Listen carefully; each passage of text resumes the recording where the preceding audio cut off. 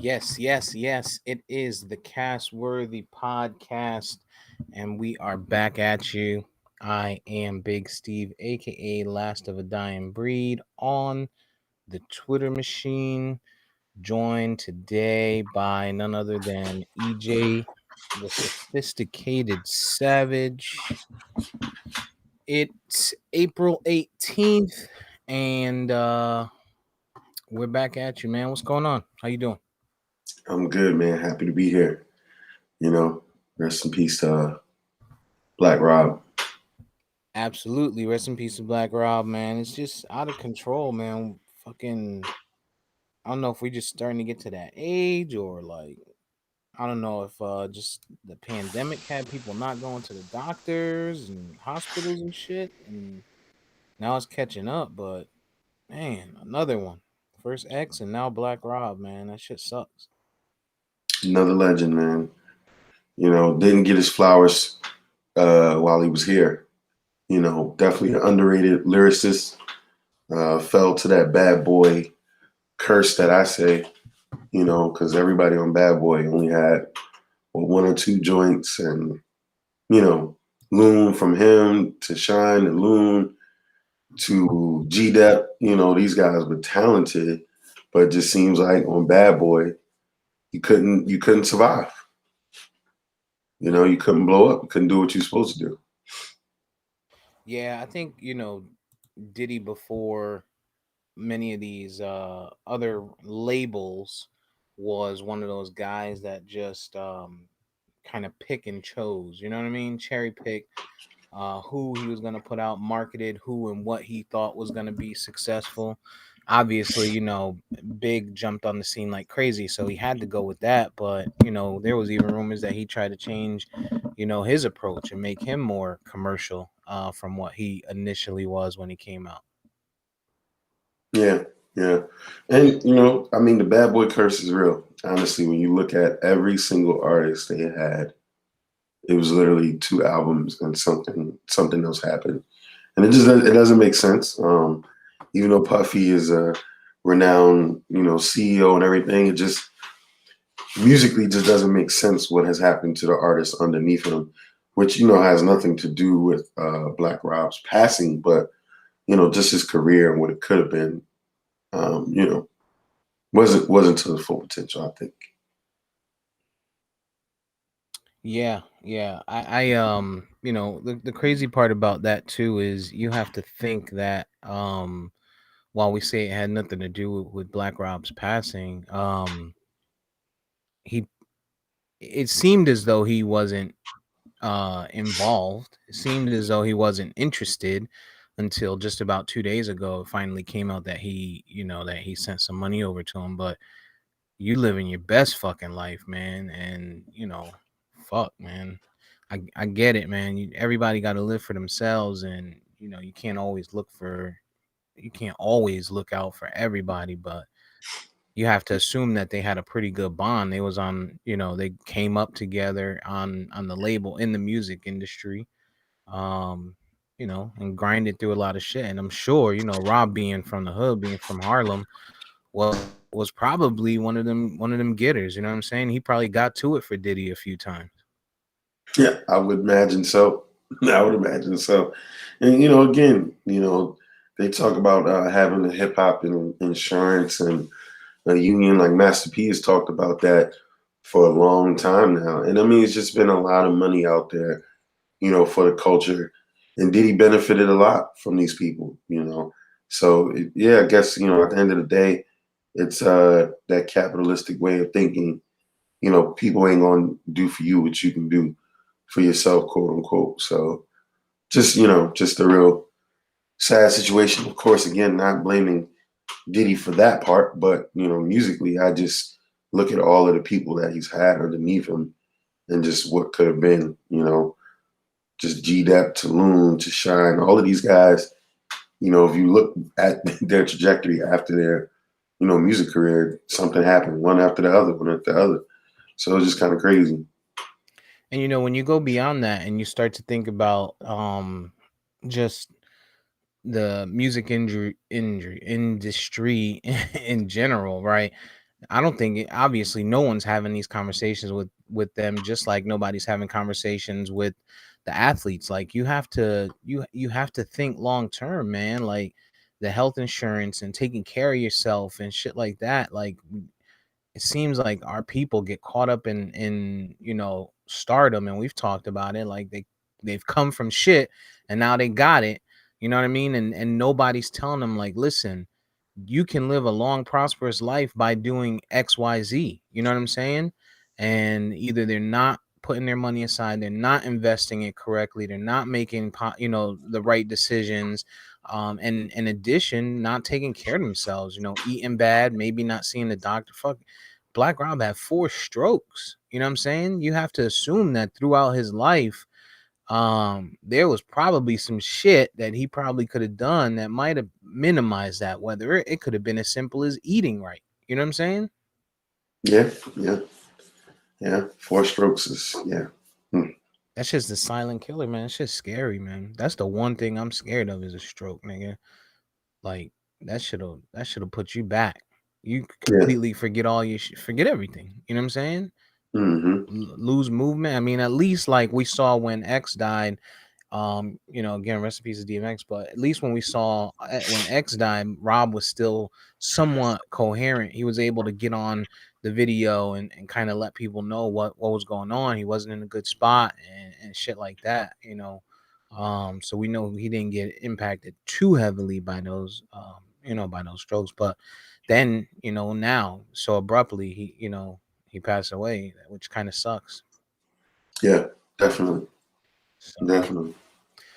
but yeah, somebody's got to get in these people's ear, man. These kids, especially now, man. These young kids are worse than those dudes from the '90s.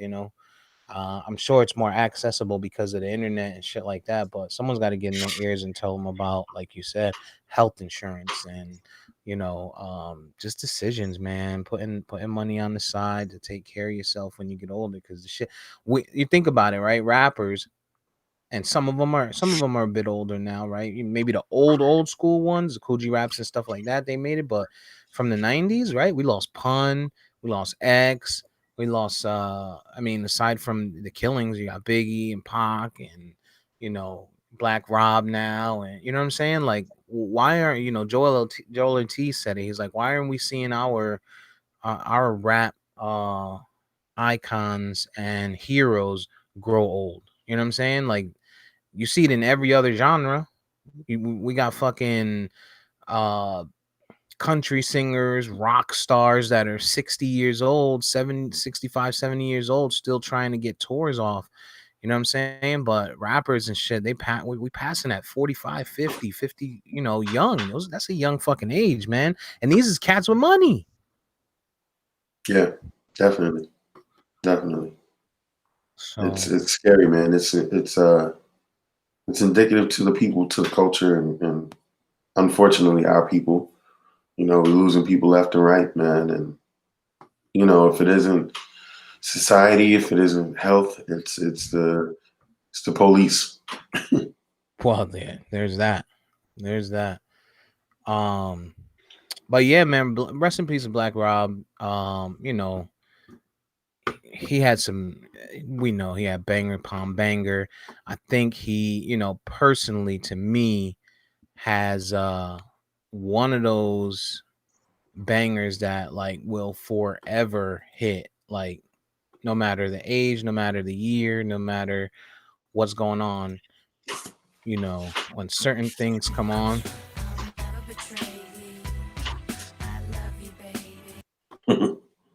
we'll see people bang their heads for sure. This joint is it's crazy. Forever classic. Mhm. That joint is crazy. Forever classic. Whoa. The beat drop just hit when it hits it. I mean, it just throws you off. It's like,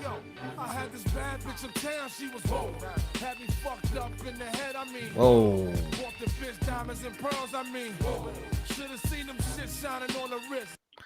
Yo, classic Yeah, joint. for sure, for Classic sure. joint. Yeah, Black Rob is always gonna be known for that. I don't care what age range people get to. I don't care what what happens, how far down the line we get. Woe is always gonna be something. It's almost like Biz Markie, Oh baby, you like it's one of those tracks. It's one of them tracks. It's just timeless, man. So It was some good artists. Bad Boy had. That's what I'm saying. Like when you look at him, he had an opportunity to be legendary even more than what he was getting credit for. mm, Then you have G Dep, Special Delivery. Then you had Loon's Run, then Shine. Yo, if you look at just them guys that Bad Boy had in that time after Biggie, that was a roster that could have went far. I could argue that I don't know what I don't know what other artists. I don't know what that was like New York hip hop right there that could have really, really taken off. And all of those guys had good debut albums. They had a run, and then it was over. It's yeah. crazy. Indeed. I mean, listen, if he could do that shit with the band, like, you know what I'm saying? I mean, don't get me wrong. I know they had the TV, but he had the band, he had Danity Kane, you know what I'm saying? Like, and he made those hit.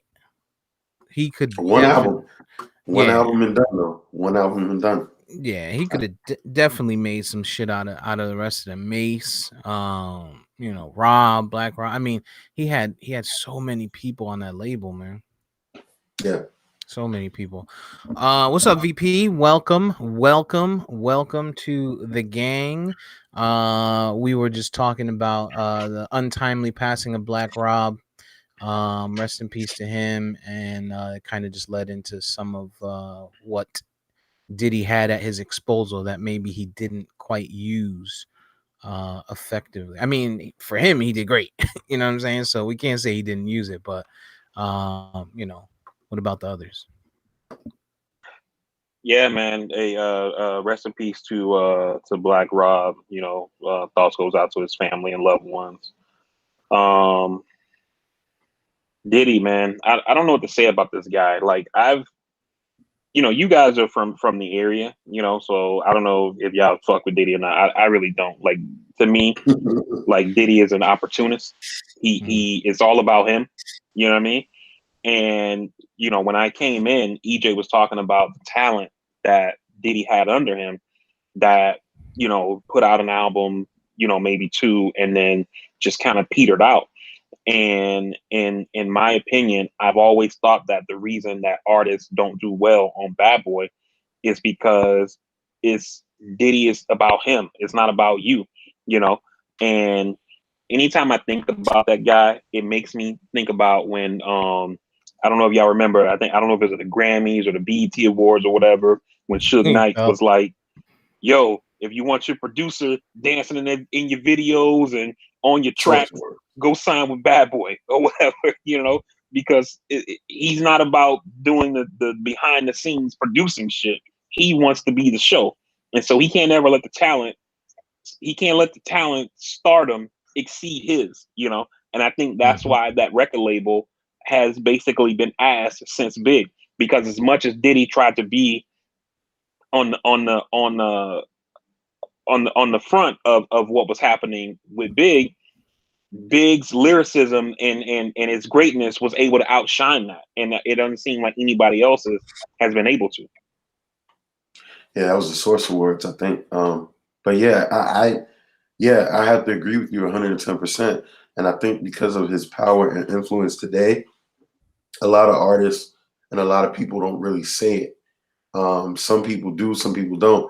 I mean, the same, people have, it's certain people in the game that people don't really talk about and really say the full out truth about. And I think that's one guy that's the same thing, with him having Revolt now and, different people getting different opportunities. They kind of don't speak on that type stuff. But, even the guys that, were out of the Bad Boy cloth, like Loon and, these guys, Loon just came home, I think, not too long ago, Hmm. and because he's just spiritually in a different place, really doesn't talk about it. But yeah, I think you can see it, man. You can just see it. Like these people have one album.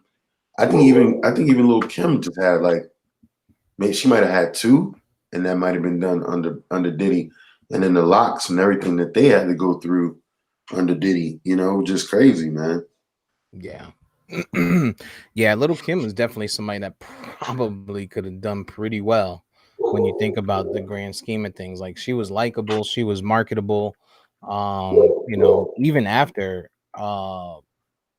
Big died, then he even had the Junior Mafia album, which I thought was pretty decent. You know what I'm saying?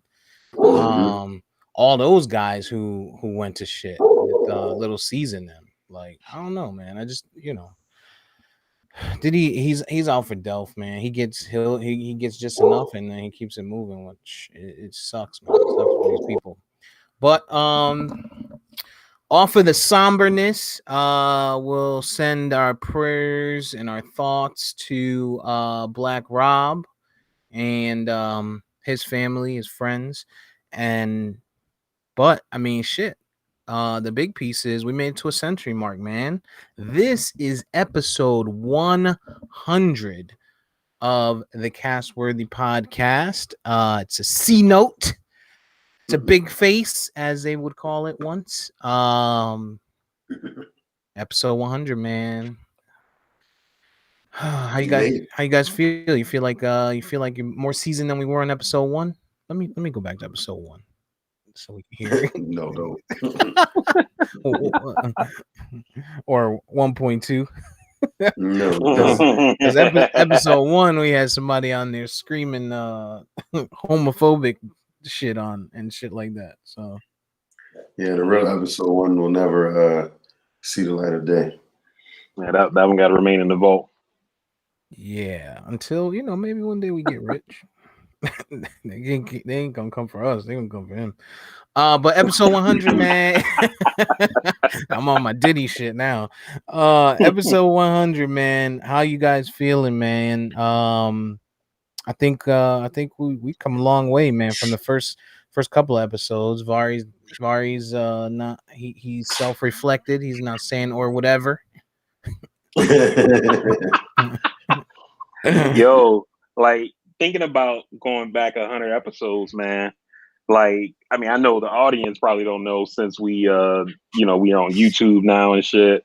But before we were just all audio, no video. When we first started, my voice was coming from a phone. You know what I mean? I'm on the computer now. Sounded like a jail call. Yeah, So, a lot has changed, man. that's Yeah, what's up. for sure, for sure. Um, what else is going on, man? Lots of shootings, man. What the fuck is going on out there, VP? Yeah, Jeez. man, it's crazy, man. In the first 4 months of this year, I was watching one of my news programs this morning, and they said that there have been 150 mass shootings since January, since the start of the year, basically. So in 4 months, we've had 150 mass shootings, and a mass shooting is categorized as a shooting that either kills or injures four or more people, not including the shooter. So 150 of those since the beginning of the year. And if you think about that, that's just mass shootings. That means that if it's three or less, we're not counting those. I mean, they're being counted, but not in that mass shooting statistic. You know what I mean? So, the epidemic of gun violence in this country is just out of control, man. And if you think about the fact that we have mental health problems in this country, and every other country does as well, but we have mental health problems in this country. You add on a pandemic where people are socially isolated, they're not able to go out and do the kind of things that they normally would do, that helps exacerbate their mental health issues. And then we're a country that's just washed in fucking guns, and now those issues are starting to converge upon each other, and you're just seeing people just go fucking wild, man. And we have to do something about it, like, And I think part of the problem with guns in our country is that more shit just keeps happening every year, and then we keep talking and not doing anything, and even the stuff that we talk about doing is just tinkering around the edges. And we might need to just do something drastic to just shock the fucking system to try to get past this shit, man, because it's insane right now. EJ, what you got? Well, it's we've said it 1,001 times. The people that run this country, run this nation, the powers that be, they don't care until it hits home. A large time they don't. A lot of times they don't care until it hits home, and like VP's kind of saying, people are kind of becoming so desensitized to it. It's like, well, it's not gonna happen to me. That was unfortunate. Sad, but nothing is getting done. And for our nation to be so wealthy, to be so advanced, to still have these violent issues and problems, something wrong. Something wrong. I think you guys hit it on the head when you say we're sensitive to it. And I think when we say we're sensitive to it, I think that means everybody, including law enforcement, because the dude that was working at FedEx, the ex-employee that shot FedEx up, his family made law enforcement aware that he was a threat to violence, right? Mm-hmm. What took place, we don't know, right? We don't know if he might have been Baker acted, which he didn't threaten harm to himself, so probably not. We don't know if they were truly investigating. We don't know if they, what they did to try and prevent this, or maybe if they were just like, he's just saying that. Like, are we in that age now where people just feel like motherfuckers are just saying something and they don't mean shit until it happens? Like, it's out of control. We're seeing these schools get shot up, colleges. We're seeing people with guns at high schools. Like, I don't know, man. It's out of control. It's more and more and more. And you know, the more you try to fight and say it's not a gun problem, it's a person problem, is it gets harder when every day you wake up and there's a fucking another one. Wasn't there another one last night? VP? 5 Yeah, last night? Not five shootings, but 5 people. yeah. There was a shooting last night in Wisconsin. I believe it was in Kenosha, Wisconsin, which is where everything went down with that guy Rittenhouse or whatever. So yeah, man. Yeah. So I don't know. What do you guys think is causing this, man? I mean, is it just overwhelming stress that people got going on?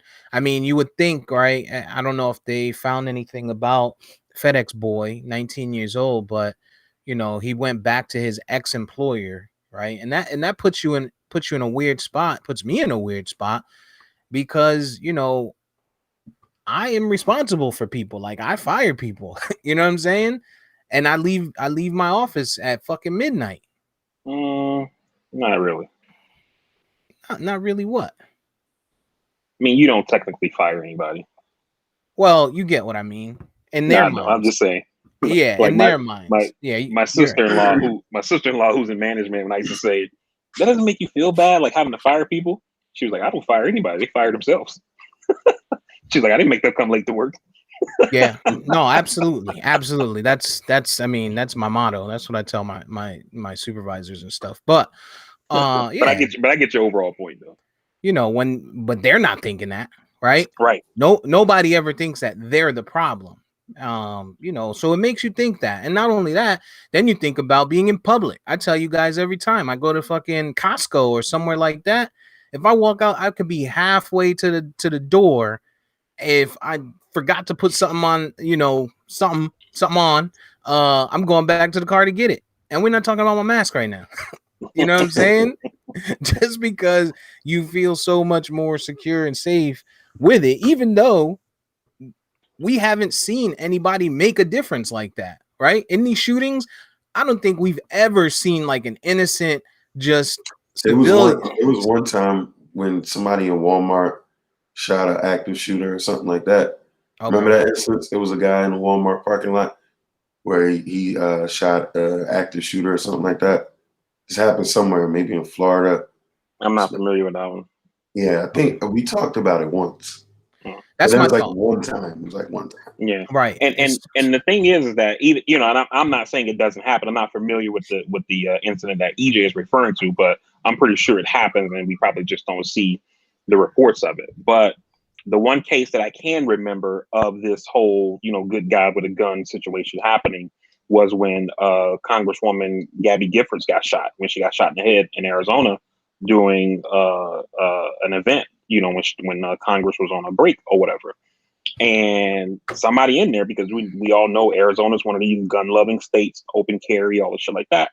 So somebody in the store had their gun and they pull it out and they go to try to stop the situation.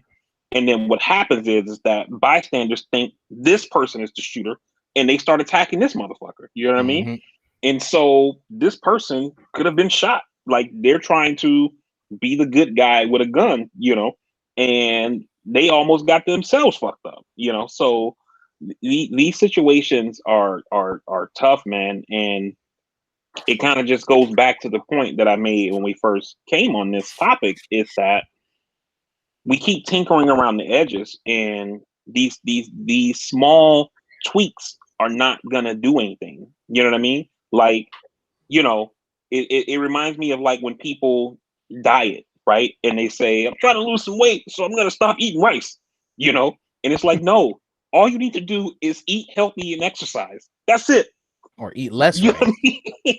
It's like, like, oh, I'm trying to lose weight, so I'm taking the skin off the chicken now. Like, yeah, but the motherfucker's still fried, and you still got a heaping of macaroni and cheese, so it ain't doing nothing, dog. You washing it down with fucking bread pudding. Right? Oh man. That's funny. It's episode 100, man. You got to get loose. Yeah, well, it's about time. About time. Shit, I've been loose. Fuck. People been telling me I'm too loose. Pause. uh, shit. But yeah, I don't know what has to happen, man. Something has to happen because you just get it's nerve-wracking. It's nerve-wracking. You're thinking about like I walk into stores and shit, and I'm like, all right, where's the restroom? Because that's the first place I'm dodging to. I'm gonna fucking go into a stall or somewhere, and and you come through that door. I hope you're not the wrong person, because if you just look like Rittenhouse, you might get it. Yeah, but it's a scary thing, man, because and even in us talking about it in that sense lightly, could you imagine that these women, children, men, innocent people just sitting back, hearing the shooting happen, hearing something happen? Like, I was on Facebook, and one of the guys I know from Indiana, he posted about the FedEx situation, and I guess somebody he knows lived right next to it, and they were like, "Yo, me and my wife heard the noise, but we didn't know what the hell was going on." And it's just like, what if he did? What if he went further? What if he went somewhere else? What if he just was going door to door? Like, this shit is crazy, man, and we have a problem, and I don't, I don't know. It's I don't know. Nah, yeah, y'all both are right, man. And a lot of times in these situations, we always think like it could never happen here. Like, and by here you mean like in my community, because obviously these things are happening throughout the United States.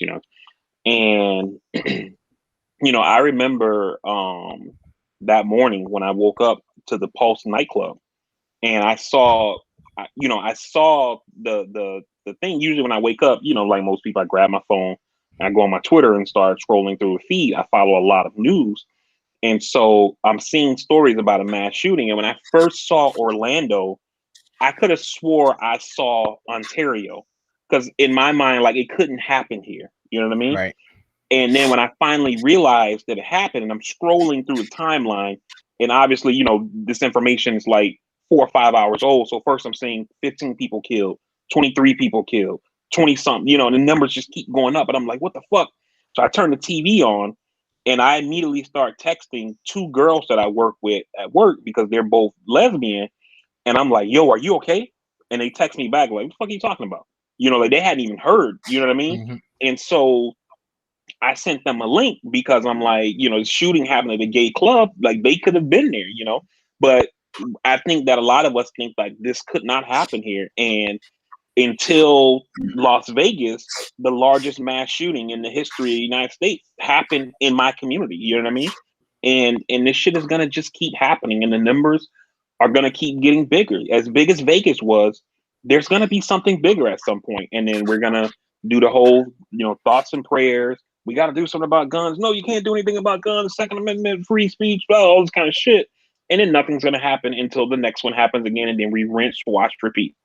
And we don't even hear much about Vegas anymore. Mm-hmm. You don't hear anybody in the media, talking about that day. And You don't we, hear about Sandy Hook either, unless you're listening to the right, the right people. Or what was the one here in Florida? The school, slipping my mind. Slipping my mind. Marjorie Stoneman Douglas. That's not the one I was thinking. Was that the school? Yeah, down in Broward County. Okay. Marjorie Stoneman Douglas was the name of the school. But I'm sorry. Go ahead, EJ. I didn't mean to cut you off. No, I'm just saying we don't talk about it. I mean, we don't talk about it. People still go to Vegas, no worries, no concerns, no thoughts about it. FedEx was operational supposedly right after this happened. Like we don't even stop to think and say, damn, loss of life, mass shootings is just becoming the norm now. People got to get their Amazon packages, man. They can't shut FedEx down. They can't send the workers home. I mean, yeah, it's wild, man. It's just wild. We I mean, think about, what was it, 2 weeks ago, 3 weeks ago? We were outraged about the shooting that happened in Atlanta at the massage parlors. Like, that is completely out of the news now because we've had, 12, 15 shootings since then. That was 3 weeks ago. Including an officer shooting. Right. And you think about when the shooting happened in Atlanta, Biden ordered flags to be half staff for 5 days. And the flag, I think, is still half staff because he keeps ordering like a new 5 days for all these other shooting victims or whatever. You know what I mean? Mm-hmm. That shit is insane, man. It's funny you say that because I pulled up to Costco. All my shit happens at Costco. I pulled up to Costco, and when I parked, I saw the flag at half staff. I'm like, what the fuck? It's not raining. I'm like, why is the flag at half staff? And then I started to think, I'm like, damn, niggas is dying. People's getting shot. Like, and it's just crazy. It is out of control. I don't know what it's gonna take. I don't know what it's gonna take. We got to start somewhere. The world, the United States, we know how humans are, right? You got these quote unquote freedom fighters. They're never gonna they're gonna continually be out there to save their guns because that's their right and that's their freedom. But so maybe a different method, maybe some extreme requirements for mental health screening. Maybe require people more than just an application that takes 3 to 4 months to get back, like, and some fingerprints. I mean, something. And Steve, you raise a good point. I remember when I was in college for my minor, I took communications, and I had to take this. One of the classes I took was a debate class. And we were leaving class, and me and this guy were talking. He was, talking about guns or whatever. And I told him, I said, he talked about how, we got to be able to have guns to protect ourselves from tyranny, which is one of these arguments that gun lovers make, right? And so I literally told him, I said, let's take your tyranny logic completely out. And let's say the day comes where you have to try to protect the country from the government, right? Now, you have an AR-15, maybe you have 2 or 3, right? You only can hold so much ammunition. You got some handguns, whatever. You load it up like Slammer from fucking I'm gonna get you sucker or something like that, right? The government has an army, it has an air force, it has tanks, jets, it has fucking nuclear weapons. Like, what are you going to do with your two AR-15s and a couple of Glocks? You see what I'm Right. saying? So this whole I need to have these guns because I might have to stop the tyranny, right? Me and my fellow citizens, regardless of how many of you all there are, you're outgunned. You know what I mean? So that argument to me is complete bullshit. Yeah, you ain't stopping the tank. and and let's be honest. I mean, it happens. We know it happens, but how many people are really using these guns the way they say they are? I need it for my protection. I need it for home protection. Like, it's not happening, dog. Like, I got it for that reason too, and I say it, but it's not happening. Like, Right. when people are coming in houses, either people are playing dead, or the criminals leaving before somebody, before there's any type of engagement, or people aren't home. Like, people, what's more effective than guns right now for B&Es? The fucking Ring. Get yourself a Ring fucking doorbell, because people don't want to be caught on fucking tape, because that's what's deterring people. Camera systems on your fucking house, that'll deter people. Ain't nobody thinking about, oh, maybe this person might have a gun in there. Plus, they're not trying to go in your house when you're home. Nah, Exactly. man. They stormed the Capitol on January 6th. That's what That's they need true. guns for, man. They That's overthrowing the true. government, And fighting tyranny. shout out to that officer. He's not being charged. It came out this week that he's not going to be charged for shooting that terrorist in the chest. He Mhm. shouldn't be in the neck. Shot her in the neck. Oh, I'm sorry, in the neck. I thought it was the chest. Nah, he Yeah. got her in the neck. He She, wasn't she And playing. and you know what was crazy about that when I was reading that story this week? And all of the stories that I read about them not charging the officer, I think I read about three of them, right? And I mean, I got it. I got the information from the first story, but I was reading them for a specific reason. That's why I read more than one. They all described this woman, the one who was shot, as former Air Force veteran, and then whatever her name was, right? And I'm like, no, like, don't try to put it on the Air Force. Why don't you say this insurrectionist who was killed? You know what I mean? Like, Mhm. you know what I mean? Like, and it reminds me. I know Steve is probably going to be talking about this in a moment. I hope I'm not jumping the gun, but it reminds me of how when you have these shootings, when police shoot black people or people of color, and we start talking about, oh, they had this criminal record from 10 years Mhm. ago, or they had a warrant for child support, or whatever the fuck, where we start making the person who was shot the victim, or not the victim, but it's almost Criminal. like we're criminalizing the person who was killed, versus the shooter. And then in this case, it's the reverse. It's like we're trying to soften up this person's image or whatever. Yeah, that's where I was gonna go to when you said that. Pure racism, man. It's pure racism.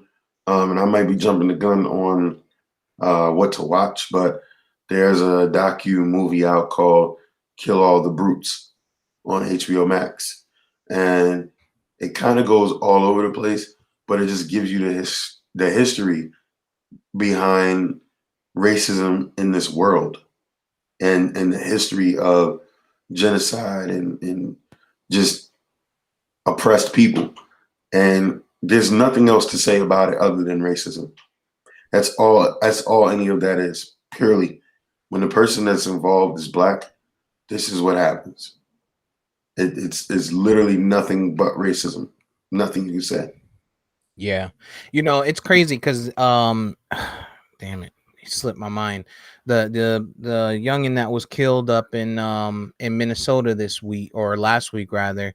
They tried to go find his record, and it was, you know the reason he was allegedly stopped, and the so-called warrant he had was for an unpaid fine from smoking some bud. The fact, the fact you even have a warrant for that is just it's the bullshit. Like it's just Yeah. I mean, I get it. It happens. Like you miss court or you miss your, you don't pay, whatever fines, came from that court date. That happens. That's realistic. But Yeah, when you pull somebody over, and I don't know what officers have access to on the side of the road, if they know what the warrant is, if dispatch is telling them I'm sure they are. They would probably tell them proceed with caution if it's somebody that has, some type of violent prior. But if you're talking about somebody that missed a court date for smoking bud, and now this poor kid is dead, you know what I mean? Because what? he's dead because the police officer killed him. She murdered him. Period. She absolutely killed him. She She murdered him. absolutely 26 years. Listen, man, it ain't even about the mistake. You could get past the mistake. It was her horrible fucking acting afterwards. Horrible fucking. Oh shit! I shot him, bitch. Get the fuck out of here. I could have done better than that. There was, and oh my god, it was just bad. And then you look at her. You look at her mug shot. No remorse whatsoever. No remorse when she got arrested.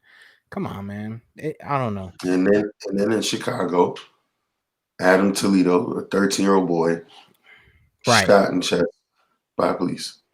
They're 13 year killing old us, man. 13-year-old kid, man. They're killing us, man. There's nothing else to say. They're killing us.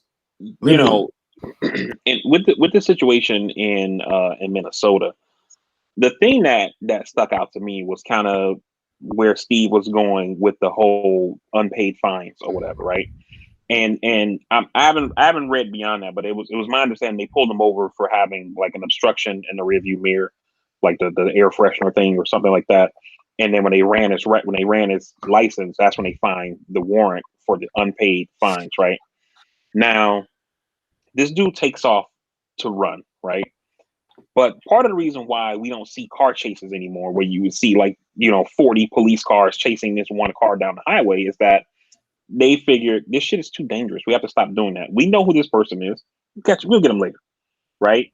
We have a guy who's fleeing for a misdemeanor drug offense for some unpaid fines, which is what the warrant is for. So we should assume that this person is not about to go on a murdering spree. We already know who he is. Catch up with him later, you know. And if that was the case, if they took that tactic or whatever, this kid would still be alive, right? And so it's these situations are terrible, man. And the thing that got me with the woman police officer in Minnesota as well is that when she resigned, because I didn't read it that way, like, oh well, she feels bad, so she's gonna resign. As soon as I saw it, I said she's leaving because if she probably gets fired, she probably can't get her pension. She's 26 years on the force. Yeah. She's resigning Yeah. so that way she can go ahead and get her benefits or whatever, And then I find out later she's the president of the police union for that police department. So she knows what the fuck she was doing. Yep. Yeah, and a lot of departments don't come after cops after they have officially retired. A lot of police departments, depending on where they are, don't have policies to where they can snatch it after it's been gone, like after you retired. Yeah. Yeah, but allegedly they didn't accept her resignation. And I don't know, right? And you think of there's one of two things, right? Either they didn't accept her resignation, one because they're thinking, well, maybe she'll beat this shit, or two, because you got somebody in there who's like, this is a crock of shit. We're gonna wait until the investigation is done and we're gonna terminate this bitch. You know what I'm saying? If that's the right thing to do, that is the right thing. There's no way she should be able to keep her pension if it's found, and there's no way to prove intent on this one. But this, I don't know, man. That's just like, to me, it's just irresponsible. If nothing else, you gotta know better in that moment, man. You have to know better. And But you the thing think, about that, oh, sorry. and you watch the video, and it's time consuming to the amount of time that went past where she's like, taser, taser, taser. She said it 3 times, right? So your brain communicates with the rest of your fucking body. You can't tell that the grip on what you have your hand on at that point when you're screaming the word taser, waiting for your partner to get out the way to then squeeze the trigger. You couldn't tell that you didn't have a plastic taser in your hand. You couldn't tell that it wasn't bright fucking yellow. You couldn't see that? Nah. And and 2 points, Steve, on the whole thing about not accepting her resignation. I don't really know if that's a thing, right? Because it's not like police officers work under a contract or whatever. They're just employees, so people can quit, you know. So I don't know if that might just be like uh like a public information, Rumor. like a PR thing for the politicians. We don't accept this resignation, but when it comes down to what the law is in that community, whatever the regulations are, I don't think that they have a choice there. Your point about gun versus taser, from what I read, that particular brand of taser that she was carrying weighs 8 ounces. You can't tell the difference from holding something that's 8 ounces and bright yellow versus holding a fully loaded 9 millimeter, I believe is what she was carrying, which weighs more than a pound. Come on. Even the location on where it is, you Opposite know, hips, right. I don't even understand how that happened. Dominant hand versus offhand, yeah. Yeah. It's sloppy, man. It's sloppy. She probably, I mean, you look close enough, she was probably somewhere in the Washington DC area on January 6th. If you check the tapes. But the poor kid in Chicago, man. I watched that video, Adam Toledo, right? Yeah.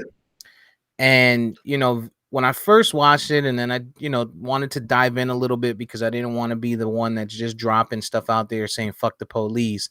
You find out that he did have what appeared to be a weapon, right?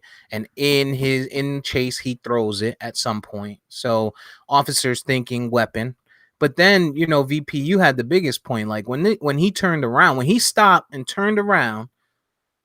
As an officer, if you can't take a second to see if the person is giving themselves up, you don't belong in that profession. You're too fucking scary. Yeah. When I first, everything I saw on the Adam Toledo situation was things that I read. I read about him having the weapon. And so my initial thought was, okay, this was a fog of war kind of situation. The kid had a weapon. It turned out that it was like an air gun or a pellet gun or some shit like that. But I get it. You're a cop. You got called for shots fired, and that's why you were in the area. And you see this kid, he has a gun. You think something's up. Then when I saw the tape, and I'm like, the kid turns around, and his hands are completely empty, and you shoot him in the chest. Like you don't even give him. You're telling him to stop, to surrender, and you don't even allow him to surrender. Right. It's bullshit, man. It is complete bullshit. These cops, we need to rethink the way that we do policing in this country, because the way that it's going now, this shit doesn't work. It doesn't work. It's going exactly the way they No, intended yeah, it it's to going go. the way it was intended. That's why I said we need to Yeah. rethink. Who's the? Yeah, I get what you're saying, but for the people that created this system the way it is, it's working just fine. You know what I mean? When you look at the earliest police forces and what they were tasked to do, and the prisoner pipeline and the slavery and everything, it all makes sense. Yeah. Hey, excuse me, hey, just because a guy has a gun, there is things such as being arrested and taken in. Every time we get one of these, we get the Dylan Roofs. These people get apprehended. These people have heavy artillery. They've killed multiple people, but yet get taken in, have a vest on them, get Burger King. This kid gets shot in the chest. So Nah, no one and can do you their job and just arrest you now. You just got to get killed, and either by EJ strangulation or whatever it is. and EJ, you're fucking spot on, man. Like, you know, we talk about that all the time. How people who've committed mass murder are able to be taken in. And the thing that kind of hit home for me was when Steve posted that pic in the chat early this week, where it shows, you know, this black person, Sandra Ryan, pulled over for a brake light. She's dead. And then you got the guy out in Aurora, Colorado, who shot up the Batman premiere. He's taken alive. Dylan Roof versus George Floyd, and Kyle Rittenhouse, versus Tamir Rice, and on and on and on and on down the list of these black people, people of color who interact with police. They're stopped for the most mundane shit, and they end up dead. A traffic stop shouldn't end in death. Traffic stop may carry a fine of a couple $100, and it's ending in death for people of color. And then this week, I don't know if you guys had a chance to look at it. I posted that video in the chat of the guy who the cops are surrounding his car. He's armed. He's ramming their cars with his truck, drives off, not a shot fired. And I just want to be clear. Anytime we have this conversation to people who are listening, we're not advocating for the shooting of white people when they're stopped by police, but we're saying, why the fuck are we always killed when we're stopped by police for the most mundane? You reach for your wallet, boom, you're dead. And then you have people who are literally trying to cause harm to the police, in like the situation I just described with the guy ramming with his truck, and a shot's not even fired. Yeah, I mean, and there was another one I saw last night. I meant to send you guys the video. I'll have to dig it back out. But there was a dude that got stopped. He had a pistol, right? The cops are telling him, "Hey, you have a weapon." He's like, "So what? I have a weapon." Then they open his door and they're grabbing his arm, like trying to get him, a white guy. And he's like, "No, let me go. And they're like, "Please, sir, just get out. Please, sir, get out." And he's like, "No, let me go. Yeah, He closes his door and he drives off. I think you did post that in the chat. Oh, okay. Yeah, maybe should be happening when I'm tired. It's late at night. I posted it early this week, but it's fine. Shut up. That's my idea. Yeah. Oh, you posted it? Yeah, like on Tuesday. Well, nobody looks at your posts, Vari. No one cares about your pro-Democrat posts all the time. But it's true, man. That's what it is. That's what it is. I can't tell you. I don't know if I told you guys the story. I got pulled over in Winter Park 2 weeks ago on a Saturday on my way to work. And I'm driving behind this lady, and we stop at a red light. We take off, and I'm just keeping up with her because I'm on my way to work, right? And then two officers jump out from the side of the road, and they point to the side. Like, I'm like, fuck, they got me, right? They send us to the side, right? And so all I'm thinking, I pull over, I get in the parking lot, whatever. They go to the lady's car first. I'm thinking, all right, how can I make sure that I don't got to reach for shit by the time they get to my door? You know what I'm saying? So as soon as I get into the parking lot, I'm reaching for the fucking registration, the insurance. Like, I had my my permit, my concealed carry permit, and I'm like, this is the first thing I'm giving to them. Like, I'm handing them that, and I'm gonna let them ask any questions before I even give them my license or anything else. You know what I'm saying? Answer that, get that shit out the way. Anyway, so they come to the window. I hand her it was a woman, female cop, and she was black, so I felt a little more at ease when she got there. I handed her the permit, and she's like, hey. I said, hey, how you doing? She's like, I didn't want you, I wanted her. I said, oh, I was going a little fast too, so I thought you got me. She was this fucking guy. she was like, all right, well, the Fifth Amendment exists, sir. She was like, all right, well, get out of here. You have a good day. I got her. I'm like, okay, woo, and then so, but just in the moment between the time that I parked, right, to the time that she finally came to my window, I'm thinking like, all right. And Winter Park, if you don't know, in Florida is, predominantly white. It's a fairly rich area. You know what I'm saying? So, and I'm in I was in the suburbs. So I'm thinking, all right, well, let me make sure, because I don't know who's coming to my door. You know what I'm saying? I don't know who pulled me over. I just saw two people jump out and point to me. So, and that's the key point, though. You don't know who's like when you get a cop.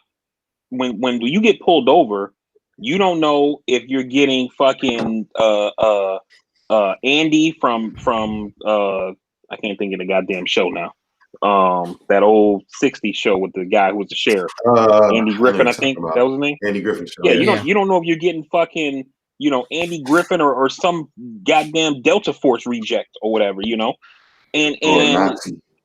yeah, and it's Or a hard little to bit of both. navigate. Yeah, it's hard to navigate those waters, because you think about what you said, right? I'm trying to be prepared to make sure I'm not reaching for anything, yada yada yada. And they say I saw him reaching for shit before I even came to the car, so that's why I came in on 10.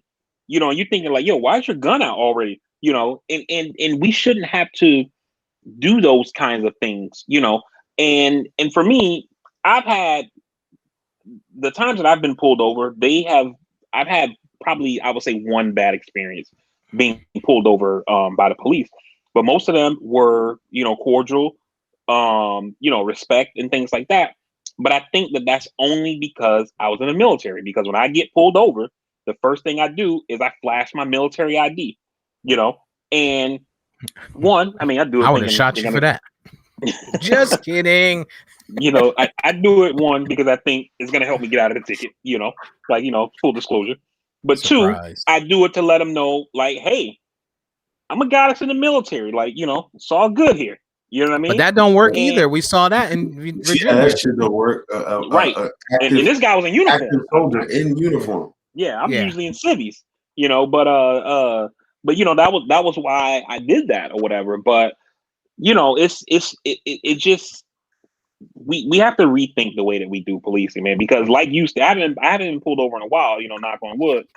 But you know, when it happens, I'm usually pretty fucking scared, because we've seen what's happened to our people in situations where, regardless if it's speeding, tints, tail light, whatever the fuck, an interaction with the police for a person of color can end in death for jaywalking. Yeah, when I know we talked about this, but when I continue to watch the trial, right, and when you go back to the footage and how when they initially got him out of the car and how they had him seated on the ground, right? How the fuck does it get from that to now I'm on your neck over a $20 counterfeit bill? How Yeah. does it even get there? Yeah. Yeah. And that was my biggest point there, VP, is that we shouldn't have to worry about that. Like, we get pulled over, we shouldn't have to worry about, oh shit, is it a good cop or is it a bad cop? We should feel comfortable knowing that it's a cop. You know what I'm saying? And they're here for our best interest. They're worried about, I was speeding, all right, fuck it, got me. You know what I'm saying? Or whatever the situation is. But that should be the reason. That's what we should be worried about. But we shouldn't be worried about, are they gonna, you know, mistake our movement for something that could be a threat to them and lead to us not making it out of there, which is, it's tough, man. It's tough. Yeah, yeah, and the things that we have to do with police, man, it's just like the shit feels like degrading. Like for me, like I told, like even though I've had mostly good experiences, when I've been personally pulled over or whatever, Mm-hmm. but when the cop asks for my license, because like how you said, Steve, I'm reaching for my shit. I don't fucking move. I'm waiting until they get there because I don't want them to think I've reached for something, right? And that's probably why some people keep their shit in the sun visor. But my shit was always in the glove box. And so when they say I need your license registration, I would tell them, I got to get it out. It's in my wallet. Can I reach for it? Yeah. Okay. Can I take off my seatbelt? Yeah. I would reach slowly, take off the seatbelt, and then when I go to take my wallet out, I literally like almost turn over on my side in the fucking driver's seat to make sure like they can see like my hip and ass area while I'm reaching for the wallet. And we shouldn't have to do that as people. Hey, I'm gonna reach in the glove box now. Okay. Or he's nasty. Trying to get out of tickets by flashing his ass. but the fact that we have to do those kind of things and ask for permission to reach into our own fucking pockets and shit because Mm-hmm. we're afraid that we're going to be executed for being pulled over for going 7 miles over the speed limit is bullshit. Right. Being brown, really, is what it is. What's going on the political front, man? What's your boy saying about all of this? I saw that somebody asked him about one of the police shootings, and he sent his prayers and condolences. Didn't sound much different than Trump's speech. Damn, Steve is taking shots. This week or shit, it might have been like these things are kind of bleeding together because they happen so frequently. But Biden had an event at the White House where he signed some executive orders on guns to kind of regulate and tamp down on what's called ghost guns, which are like kits that you can order and you can just assemble a gun at home, or the people who can make guns using 3D printers. The Attorney General ordered an investigation by the ATF to look at gun violence, so that way they can use study to figure out what the problem is and then try to propose rules around it or regulation laws, etc., around gun violence. Biden has also called for the Senate to act on the House's bill that they passed to put in an assault weapons ban, limit the amount of ammunition that one magazine can hold down to 10. And various other things that they've tried to put in place, like red flag laws, make them nationwide instead of state to state. Um, but that's just not going to happen, just because the Republicans aren't going for it at all. The Democrats would have to get rid of the filibuster in the Senate to pass it with only Democratic votes. That's not going to happen because Joe Manchin exists, Democratic senator from West Virginia. So it's a lot of, like I said, with the whole "we don't accept her resignation." It's a lot of talk. People are saying things they should say, but at the end of the day, there's not going to be much action that happens. And the things that the president can do around executive orders they're super limited and just tinkering around the fringes. You're taking the skin off the chicken to lose weight. That's basically what's happening here with the executive orders that he can put into place on guns. What's Liz saying So about the whatchamacallit? I didn't mean to cut you off. I thought you were pausing there. But the when you get a chance, if student you can loans. top that off. Yeah. So this week, Elizabeth Warren is the chairwoman of a Senate banking subcommittee that oversees the education department. I mean, not the education department, but banking. And so the student loan thing is kind of in her purview. So she held a subcommittee hearing with bank CEOs and things like that to talk about this issue. Basically, what's happening here is that Biden has said during the campaign and since coming into office that he believes that he has the executive authority to cancel about $10,000 in student loan debt. It seems like this 10,000 is kind of what he wants to do. And then people on the more progressive side, people like AOC, Alexandria Ocasio-Cortez, Ayanna Pressley, Elizabeth Warren, Bernie Sanders, etc., they're pushing him to go for the full 50. And they're saying that he has Yes. the executive authority to cancel up to $50,000. So it seems like these hearings are kind of geared towards getting information from people who study the law, so that way they can come to Biden and say, no, you can do this. But at the end of the day, I'm not sure if Biden wants to do 50, but he's saying he wants to do less, so that way he can just be pushed towards the 50. Because Biden is old school politics, right? And what I mean by this, EJ probably knows more about this than you probably do, Steve. But Wow. back during the 1960s, during the civil rights era, right? You had Martin Luther King and other leaders in the civil rights movement, and when they were getting victories, Lyndon Johnson would have them over to the White House and said, I know we did X. You guys got to keep going out there and pushing me, because if you just leave it to us, I'm not gonna be able to get shit done. So you guys got to keep the pressure on. You know what I mean? And so in any victory that they would get, you would see Martin Luther King and all the others still out in the streets, basically saying we need more, we need more, we need more. And Biden came into politics around in that time. And so I wonder if he's saying 10,000, meaning that he believes he has the executive authority to cancel student loan debt. He's waffling on the number. And then you got people like Liz and AOC, Ayanna Presley, etc., who are saying, no, you got to do more. This shit is unacceptable. Push, push, push, push to get him to the 50.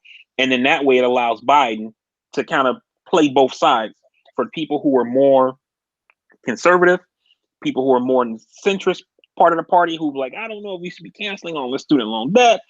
And then, Biden can come and say, look, man, I needed to get this shit done.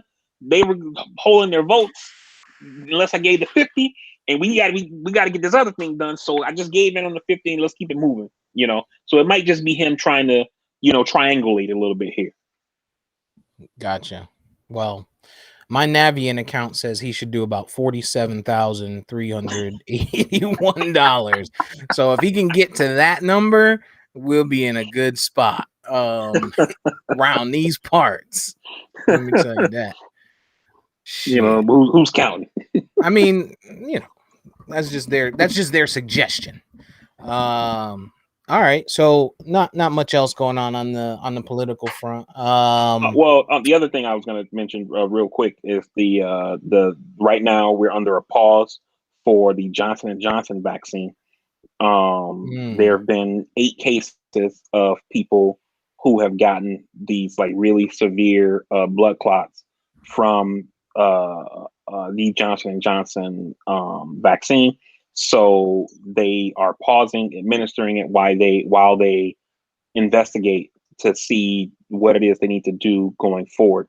Now, let me be clear, based on everything that I've read and heard about this, they've administered more than 7 million doses of the Johnson & Johnson vaccine in the United States, and we've had 8 cases of blood clots. So that's less than, I think the number is something like 0.0008% or something like that, which means this vaccine is safe.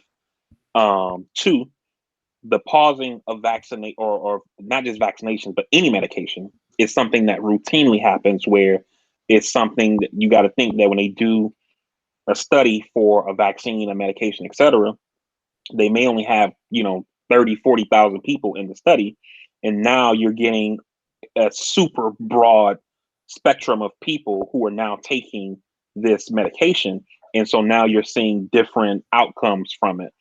And the other reason for this pause is that the FDA, the Food and Drug Administration, along with the CDC, have to figure out how to treat these blood clots, because normally when somebody gets blood clots, they treat it with a medication called heparin, and that medication seems to make the blood clots. Heparin is a blood thinner. It seems to make the blood clots worse rather than better. And so they're trying to come out with some guidelines to say we should look out for these things in people before we even vaccinate them. And then should somebody have a reaction like these blood clots, don't use heparin. You should use this. This is how treatment should go and things like that. But overall, these vaccines are safe and people should take them when it's their turn. One more set of data that came out from the CDC this week for anybody who may be hesitant in taking the vaccine or thinking, oh, this J&J vaccine, I knew it, I'm not going to take it, all this bullshit like that, is that in this country, we've passed more than 200 million doses this week. Of that 200 million doses, 0.008% of people have still become infected with COVID, what they call breakthrough cases, people who got the virus, broke through the vaccine, and they still got sick.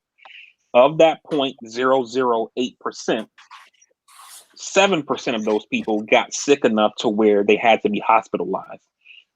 So the bottom line on those numbers is that these vaccines work, they're safe, and again, they work, and they work good as fuck.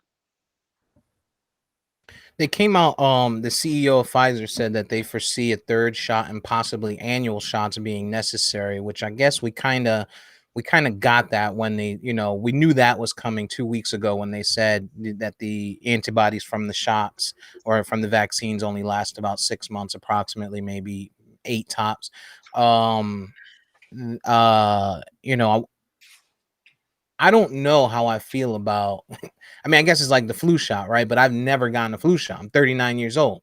You know what I'm saying? Never got a flu shot before. I'm getting this because I'm trying to keep myself alive. I don't want to catch that shit and end up because everybody, you know, is different. Um, do you think it just you two, both of you, off the top of your heads, now that we have a vaccine, do you think that that there's still people in these labs trying to find ways to, um, I guess, for lack of a better word, cure this or to fight this, medications to fight, um, the COVID-19 virus to prevent or to help those people that don't feel comfortable getting those shots. I'm scheduled for my second shot of Moderna coming here in the next couple of weeks, and everybody's giving me the horror stories of being tired and headaches and small fevers and shit like that, chills, and I don't look forward to that, but it is what it is. The money's in the medicine. You know, we putting shit on the moon, but we're still dying of bacteria and infections. The money's in the medicine, and as long as there's money in the medicine, we're never going to truly cure these common small infections and things and break. We're not. It's never going to happen. Money's in the medicine. I mean, I would hope that people are trying to cure it, but like you said with the flu earlier, Steve, is the thing is that viruses mutate. For those people who don't believe in evolution, there you go. These viruses mutate, and we could get to a point to where one of these strains become resistant to the current vaccines, and then these vaccines have to be tweaked, and you have to get another one, and then by the time we start getting that one under control, it mutates or evolves again, and then on, and that's basically what happens with the flu. When you get the flu vaccine, you're literally taking a vaccine that was based on last year's version of the flu, but by the time we get there, it's already mutated again. And if you think about just with COVID, we got we have the UK strain. There's a South African strain. There's a Brazilian strain. There is a strain here in the United States. They haven't got it to a point yet to where they've classified it as its own strain, but it's looking like it's going to happen. One from the Los Angeles area, as well as one from the New York area. So as this virus continues to mutate, it could get to a point to where it escapes the vaccine, and then we're in this boat all over again, which again goes to it kind of just showed you like the whole laissez-faire way that we treated this virus when it first started last year in late January, February timeframe. Nothing to see here. It's only 5 cases. It's going to be down to 0. Keep it moving. Don't worry about masks, and then all these things like that. And if we had started from the jump to be serious, to make sure we're washing our hands, socially distance, wearing the mask, and all those types of things, we could have beat back this virus and beat it back hard. You look at a country, I've said this multiple times on the pod, South Korea and the United States got its very first confirmed case of COVID on the same day. South Korea has had like less than 500 deaths since COVID started, and right now, we're averaging 700 deaths a day.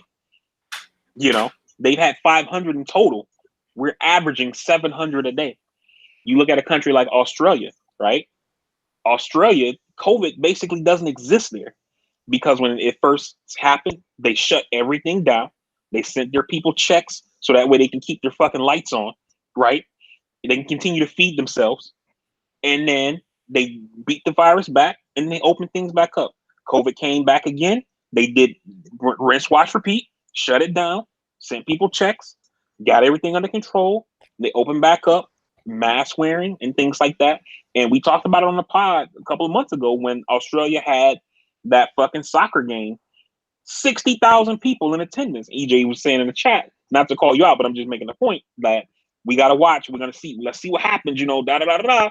Nothing happened because these people have done the right things to where they can open back up their economy and not have to worry about this virus killing them. And they're having concerts and fucking soccer tournaments and all this kind of shit with 20, 30, 60,000 people in the stands, and nothing's happening. You look at the Australian government's health department website, and it'll tell you how many cases, not in the city, in the country. Yeah, we got 8 people with COVID. Of the 8, 3 are in the hospital. It might be 8 people with COVID in my apartment complex right now. There might be 8 people in your apartment. They got that shit. Oh man, yeah, we gotta do better. I look forward to this second shot, man. I gotta get out. I am getting cabin fever, man, from here to work and back. I've been car shopping the last few days, and that has been eventful. Forgot how much I hate that shit. I hate that shit. God, I hate it. I hate it. Like, just give me the number. Give me the bottom number. Like, just give it to me.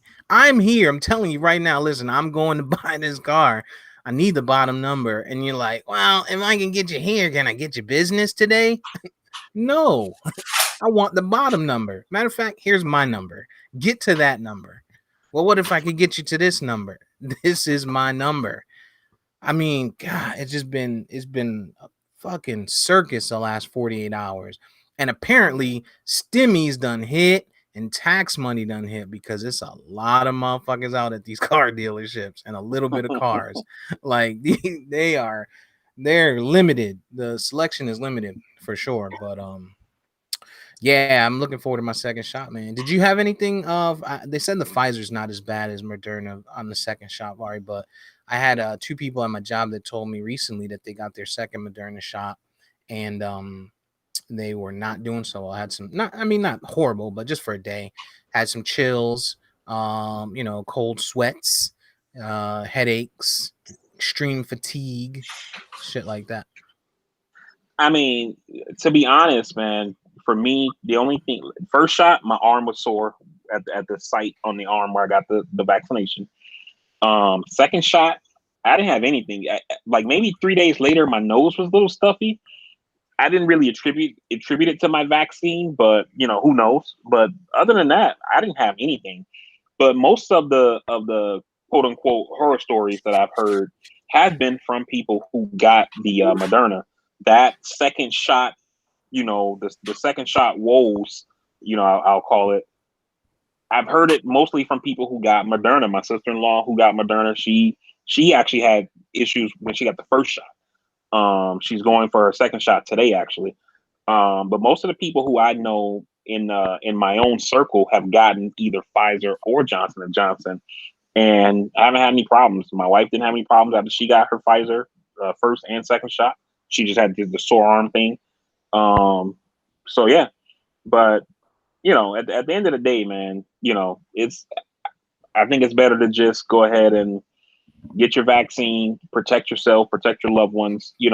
Like I've been seeing these videos of people, especially like people our age, who are now becoming eligible for these vaccines, who are seeing their parents for the first time in a year. And a lot of them are like, "This is the only reason I took it. I wanted to see my mom. I wanted to see my dad."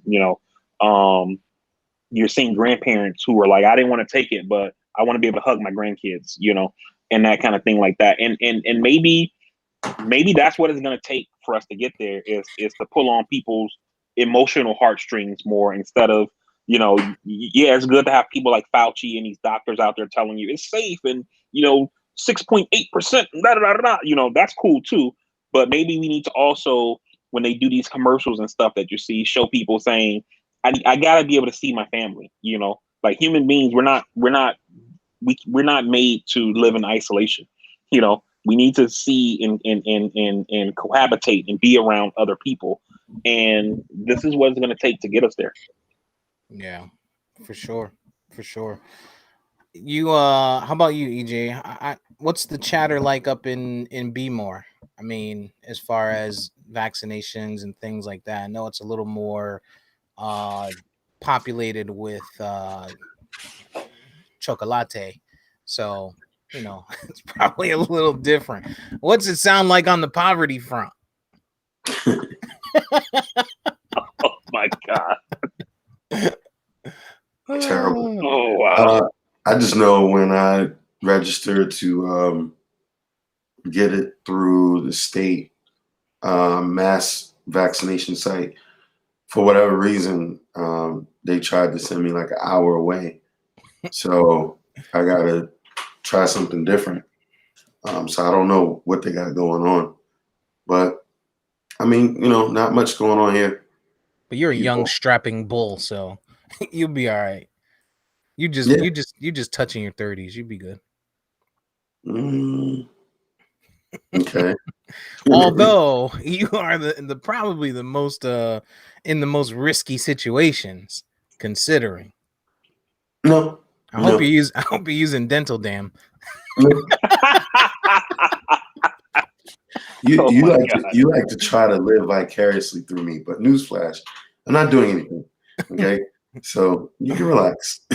I'm chilling. Oh man. So what you Oh, guys and been what? another thing, real quick, Steve. You may be, They always or has you another. and EJ may be getting ready to get some relief here. Is on the salt taxes or whatever. Salt? So the state and local taxes. On salt? So yeah, that's an acronym for state and local taxes. So you know how a lot of people who are homeowners, you can deduct like your your homeowner's insurance from like your federal taxes. That's Oh, like so you can deduct. I'm kind of talking off the top of my head here because I'm not a homeowner, so I don't understand how this process works or whatever. But people who pay state and local taxes, you can usually deduct those things off your federal taxes. When right. Trump and the Republicans passed their tax cuts that they did back in 2017, part of the way they made the numbers work using the reconciliation process was to repeal folks being able to make those state and local tax deductions on their federal taxes, and that's kind of how they massage numbers to fit in the Senate budget reconciliation process. So now for infrastructure, Biden is planning on paying for his infrastructure plan by increasing taxes on people who make more than $400,000. So what has happened is that, and part of the reason the Republicans did this was because for Trump, since he's a child and he does politics by retribution, it was to kind of punish people who live in the Northeast, so Connecticut, New Jersey, New York, as well as in California, people who pay high state and local taxes, right? It was to kind of punish them for not liking him, right? Um, so the entire New York Democratic delegation has told Biden they will not vote for his infrastructure plan unless, as part of the tax portion of that bill that they're going to use as the pay for the infrastructure plan that he wants to do, unless it repeals the SALT provisions of the 2017 tax law. And if they don't vote for it, it can't pass because the Democratic majority is too slim in the House. So if the entire delegation in New York, which is mostly Democrats from New York, are saying we're not going to vote for this, they can't get it past the House. So they're still negotiating. We're in the early stages of infrastructure. They're looking to have it done like July, August timeframe.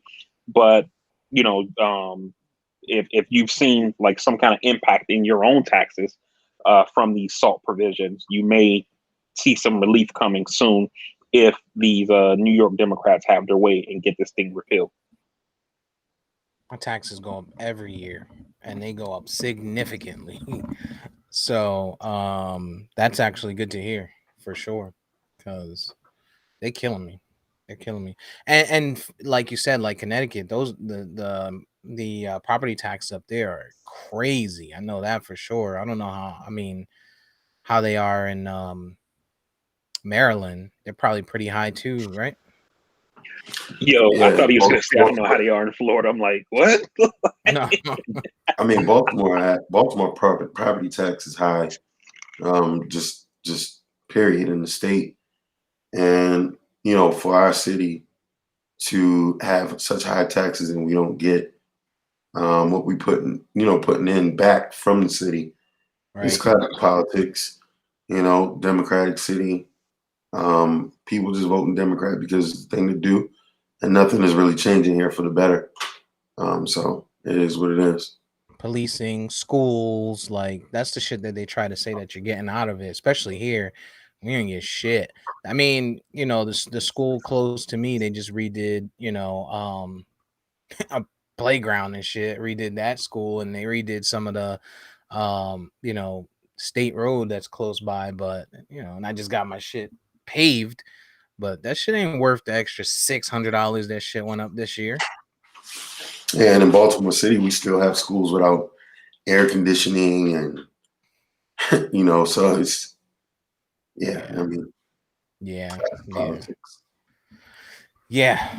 Um, what you guys been watching, man? Have you guys had a chance to watch? I know I asked you, but now I'm gonna ask you otherwise. You guys had a chance to watch that Them or They show? I didn't get a chance Um, to. Is it on Them? Amazon, Yeah, I didn't yeah, start it. I watched 4.5 episodes. A lot of people on my timeline, actually, majority of the people on my timeline have kind of sided with me in that it's trash. It's pure and Yeah. utter trash. It's Lena. I can't remember Dunham. what's the last name. Dunham Is it her? Is that her name? from Girls. Nah, the one that did This the guy. shy. Or just yelling, just The screaming one shit that out the one here. that did the shy. I'll check. Don't worry, I'll I'll research check it. on that. Anyway, no, Lena Waithe. Waithe. I don't know how she says the last name, but anyway, she Name is created Lena the Waithe. shy. That's what I just said. Yes. Um Timely. the show Them, takes you back to 1950s California. This family migrates from North Carolina to Compton in the early 50s, where it's highly white, racist. It's another play on black trauma. Throw a little music, sprinkle a little good music in there. Black cast, and it's trash.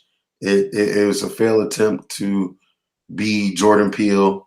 It kind of has this horror type sci-fi theme to it with just a bunch of racist uh, instances and things happening to this family. Um, there's 9 episodes. Somebody told me once you get to the end, it's gonna make sense. But it's like what Jay-Z kind of said about Nas at one point. Like people don't always want to have a dictionary to understand your damn music. Like sometimes people want to be entertained. I don't want to watch 9 episodes of this bullshit for it to make sense.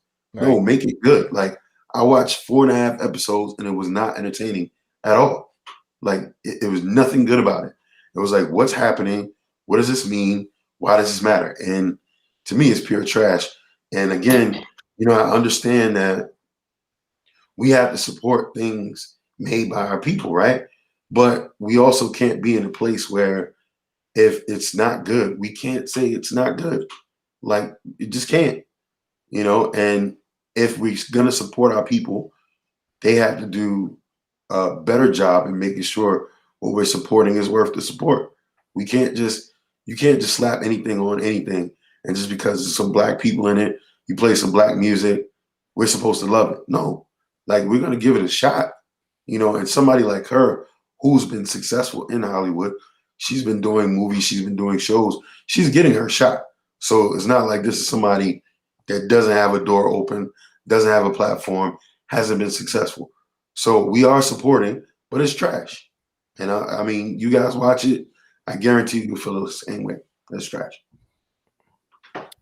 Did Jordan Peele have something to do with this one too, or no? No. Okay, that must have been another show. Somebody was telling me he had something to do with another with a show. I thought it was this one. All right. So what else, man? What else you guys been watching? Anything? I'm gonna check it out. I Um, want to give it a. I'll probably give it a couple episodes. Some people said it's a tough watch and it's frustrating. Um, but I'm gonna check it out. The I other thing I watched was Kill All the Brutes from HBO Max. And also on Amazon, if you're into superhero type shows, there's an animated superhero show from a comic book called Invincible. It's like a graphic type comic. It's pretty good. So check that out. For me, the only thing I really watched new this week, I checked out that new show on HBO called The Nevers. It's a Mm. uh, it's a sci-fi show. Um, I'm guessing it's supposed to be HBO's like new show because it comes on Sunday at 9 o'clock, which is HBO's like prime time spot, like Sopranos, Game of Thrones, etc. Sunday 9 o'clock is like that's supposed to be like the show, you know. So it's only been one episode so far. It started last week. Um, First episode, it was decent. It's a lot of world building. Because it's a show. Like has not magic, but I guess you can call it magic. But you know, so they're kind of doing some world building a little bit here. So the first episode was good enough to get me to episode two. I always tell you guys I give any show 3 episodes. So they did enough to make me want to watch episode two. So we'll see what happens there. But the show overall, it seems decent. What I'm worried about is that I found out afterwards, because now on all these HBO shows, they do the like the afterwards, like talking about inside the episode kind of stuff. And what I found out in doing that stuff is that this show was created and the first episode was directed by Josh Whedon. And I'm like, oh. Joss Whedon. So, we'll see what happens. He directed the first episode. He's the executive producer of the show. So we'll see. But first episode was straight. It was straight. What kind of surprised me though was that it's an HBO show, but it wasn't a lot of So pretty sure that's coming. A lot of what? A lot of what? I mean, it wasn't a lot of boobage in there. They had one. But One boob, I'm pretty sure. one boob. I mean, it was like one person, so two boobs. if we're counting. But I think next episode is probably going to be a little bit different because, like one of the dudes, one of the dudes in the show like runs like a whorehouse or something like that, and then preview they're supposed to be going there. So I'm pretty sure things are about to get amped up or whatever. But to kind of give you like a concept of the show is that there's people in the show who have like these different abilities or whatever. They call them the touched. And for the reason they call them the touch, I don't want to give that away just in case you guys watch the show, because they tell you they show you at the end of the episode what happens. But to EJ's point, thinking about like trauma and racism and things like that, you have a lot of that in this show, but it's geared towards people who are touched. So not necessarily like, black versus white. It's basically like regular people. Like think of it kind of like an X-Men, like, oh, they're mutants, they suck, blah, blah, blah, that kind of thing. It's that kind of vibe. And it takes place back in like, I would say the time period is probably like late 1800s, like Britain. England, right? Yeah. England, yeah. What's it called again? The Nevers. The Nevers. Okay, I might check it out. I think HBO usually does a good job up until the last episode. I was gonna say, with HBO, they'll have a good show until the ending. Yeah, Sopranos, Game of Thrones. So the Circle is back on. Is it? Yes, the Circle is back. 4 episodes. I'm 4 episodes in on that. It's weekly now. I hate that Netflix is doing weekly instead of just dumping shit out. But same weird shit on that show that I don't know that got me the first time. Still sitting there like, why am I watching this? But can't stop watching it. So watching that and another nostalgic thing was the Mighty Ducks. I watched the second episode of that came out. So first and second episode so far pretty decent, man. Gordon Bombay, it's just Mighty Ducks was my shit back in the day, so maybe it's better for me than for others. But so I've been watching those two, and shit, I think that's really it for me. Yeah. Mortal Kombat comes out this weekend. Okay. I see a lot of I've been seeing some people on my timeline in the movie theaters. I noticed that they opened up over here. The one by us, VP opened up. The Regal there. So I won't be there. Even after my second shot, it'll take me a little bit before I get back in there. Unless it's like on a matinee on a Tuesday or Wednesday, and it's just me and nobody else up in there, two other people, just to get the feel or something, I might do that. But I don't know. I don't know if I could just jump right back into the movies yet. Mortal Kombat will be on HBO Max though, so That's what I you're was going good. to ask. I wasn't sure if it was a digital and movie theater or because I'm not trying to Yeah, go to no movie theater. it'll be Yeah. on your HBO Max by Saturday morning.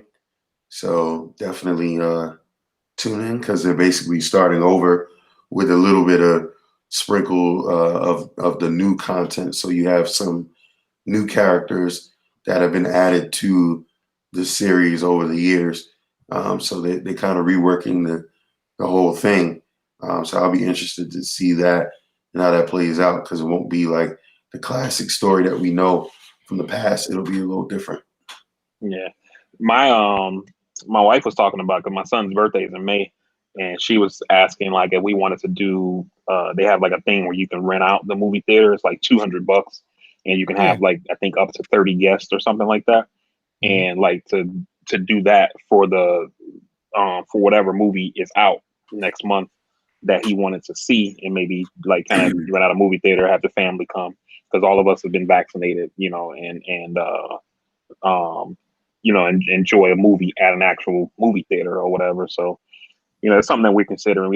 We haven't decided either way yet, but we might do something like that. But other than that, I'm not going to no fucking movie theater. Yeah, I saw that you can rent them out. That's actually that's a thing. That's a thing. I've thought about it. Um, I think that's it, man. Versus Tuesday. Today's the 18th, right? Yeah. So Tuesday we get on 420. We get Meth versus Red. Which will be interesting. Interesting to watch. Both excellent artists. That's gonna be entertaining as shit. Yeah, classic artists. I look forward to hearing some of the stories that they have. When I was younger, I used to say that if there was any rappers that I could, or any rapper that I could chill with, it was Redman. But if I could pick two, it would be those two. So I'm excited to see this and hear some of the stories from over the years in the industry for them. Yeah, that should be super entertaining. Both great lyricists, Method Man being one of my favorite, one of the most underrated. Biggie on record saying, you know, of all the people he's ever worked with, Method Man was the one that made him the most nervous, um, and their features together. So yeah, man. And then Redman and the Muddy Waters album, classic, just entertaining guys, brought us How High and, just entertaining, fun people that put on a phenomenal show every time they're around. So it should be something special. It should really be something special. Yeah, I think we'll Yeah. have to see Method Man be a little more not PG, but he's gonna have to be a little cleaner because he's got all these big shows and shit. He's got endorsements and stuff. So I don't think we'll get the raw him. Mm, I think we will. I'm pretty sure we will. I think he's going. I think he's going to be legit. And a lot of stuff he does too, is still. He does a lot of raw acting. He doesn't do a lot of PG acting. He does a lot of raw acting. Yeah. Especially with his roles in Power and everything else. I also want to see the second season of their saga, the Wu-Tang Saga. I think that'll be dope. HBO confirmed the third season of Warrior, so I'm happy for that. HBO Max, I'm happy for that. It's a really good show. Stop Asian hate. Yeah, I'm glad you said that because I've been waiting for that. I figured they were gonna do. See, it's no reason to put it on to put a Cinemax show on HBO if you weren't gonna do the third season. So, but I've been kind of waiting to know, to have it confirmed that it's gonna be a third season.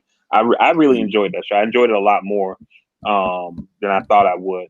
You're welcome. Yeah, it was a really really good show. The thing that I'm wondering is that kind of the thing I'm wondering about is that I don't know who is taking over the show because obviously when a show starts you have executive producers who are the showrunners who kind of guide the show in a direction they're taking it in, etc. Especially a show that's not based on like a book or some kind of series or comic book or something like that.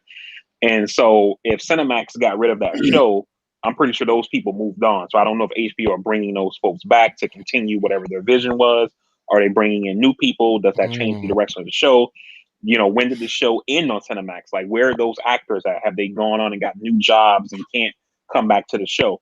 Because like a character who was not a main character, but somebody that I really enjoyed, which is the character the Madam Atoy. I Mm-hmm. really like that character a lot. And so like if they bring in somebody else, I'm gonna be like, you know. I I mean, I think get that I think characters change all the time, but like I I hope a think lot of the people will come back. I'm not 100% certain, but I think a lot of those actors, especially Assam, had a lot to do with the production and in the direction of the show. So I think it'll only be right if those people come back. And I'm thinking, I don't know that they could do anything different. And some of that too is based off of the writings of Bruce Lee. So a lot of that stuff, I think some of those people had a lot to do with the show, especially Assam. So Yeah, hopefully they all come back. Hopefully the band comes back. yeah. I did forget about one thing. I've been watching Wild 'N Out. That came back Mm. on VH1. So, gotta show some love to Nick Cannon, man. That dude is resilient as hell. For sure. And his That cast members, because they wouldn't do it without him. right. They didn't do it without him. They offered it to a couple people, to run the show, and they held him down. So pretty dope story there, man. All right, I think that's it, man. Trying to keep us under 1 hour and 30 minutes, and we're fairly close. I think we're at 1 hour and 40 minutes. But I will hand it to VP to do his thing. And by the time he's done, it'll be 2 hours and 40 minutes. Hey, everybody. First and foremost, I would like to just say on behalf of my two partners in crime here, thank you very much for rocking with us for these past 100 episodes. We definitely appreciate the love and support. Those of you who tuned in for the live, whether it was on YouTube or Facebook, we definitely appreciate you guys spending part of your Sunday morning with us, and we appreciate all of you that rock with us over the past years, and we try to live out this dream of ours. So thank you for giving us your time. Something you could never get back. We appreciate you doing that. As always, you guys can find the podcast on any podcasting platform. Just search Castworthy, whether it's Spotify, Apple Podcasts, Spreaker. If they got podcasts, we're there. We have the YouTube channel if you want to listen and watch. The podcast is always streamed live on the Castworthy Facebook page. For social media, you can follow us at Castworthy on Instagram. It's at Castworthy_podcast. If you check out any of our social media, drop a like, leave a comment. And if you could, we'd appreciate it if you join the team and subscribe. The last thing I'll say, as always, is, please, wear a mask if you got to go out, socially distance if you can. And I hope that when it's your turn that you'll get vaccinated. I myself have been vaccinated. I've had no issues. Multiple members of my family have been vaccinated, no issues. Steve himself has been vaccinated, is going to get his second vaccination pretty soon to be done with the series of shots. And EJ is on the way to get vaccinated. So I hope that you'll do so as well when it's your turn. And finally, I just want to say one more time, thank you guys for listening with us over these past 100 episodes through all the rough times and the good times. We're glad that you've been here with us. And to Steve and EJ, I definitely appreciate you guys letting me take this journey with you. It's been a pleasure recording with you over these past 100 episodes, and I look forward to the next 100. Yes, sir. Next 2, 3, 4, 5. Not 1, not 2, not 3.